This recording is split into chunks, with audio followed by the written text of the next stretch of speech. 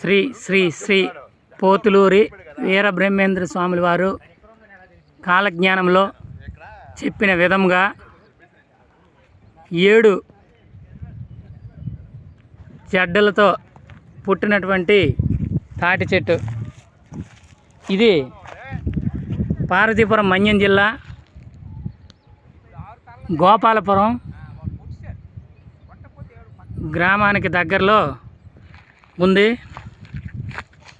విశ్వబ్రాహ్మణులందరూ కూడా దీన్ని వీక్షించి ఆ బ్రహ్మంగారి కాలజ్ఞానం గురించి అతను చెప్పినటువంటి వాక్యాలని అందరికీ అర్థమయ్యే విధంగా మన విశ్వబ్రాహ్మణ సోదరులు అందరూ కూడా 10 మందికి తెలియచేస్తారని కోరుకుంటున్నాం.